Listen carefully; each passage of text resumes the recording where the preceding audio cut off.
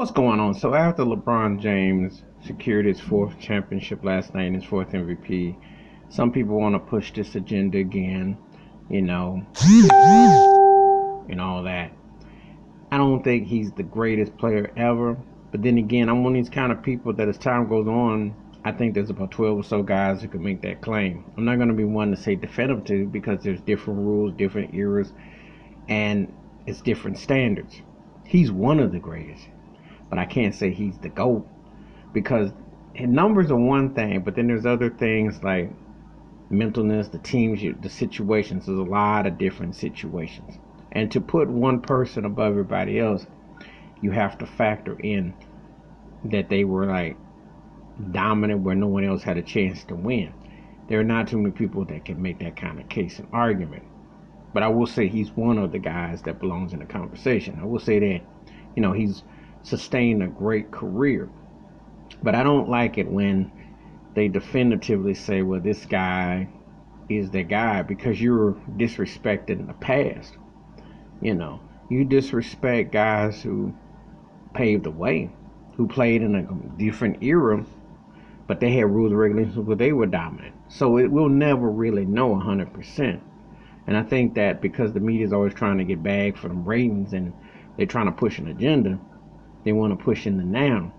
But you can't possibly, because if we take out the media sensation and the hype and the hoopla and the endorsements and stuff and just strictly stick to basketball, there's some guys who had great careers, really great, all-time great careers.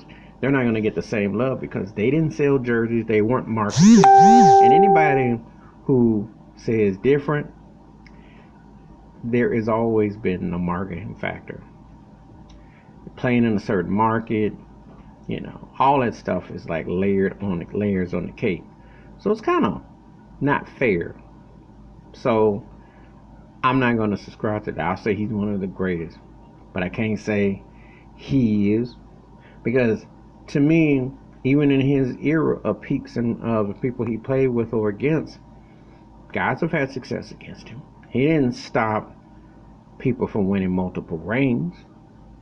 And they may have formed up and got together, but they still won multiple rings.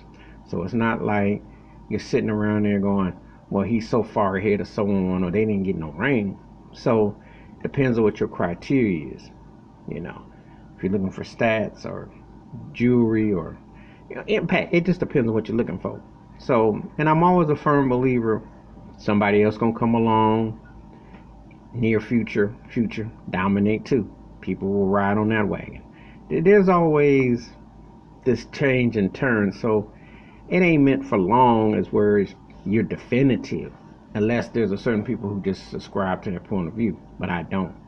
So that's my thoughts. It's a great accomplishment what he's accomplished, but I don't feel he's the GOAT, and I don't think that I believe he belongs in the conversation, but so do, like I said, 11 other guys. So, but give me your thoughts and takes. Do you believe there's one greatest NBA player ever? Do you think there's multiple ones? Do you think there's a debate? How do you feel? And how often does the media influence you, incite you? Hit that like, subscribe, and the bell rings in the video. Wash your hands, keep your mind clear, watch out for another. And I'm always one of those, the best hasn't been born yet, and there's still more to come, so we don't know. But it's whatever the flavor of the day and where the money's on. I'm out.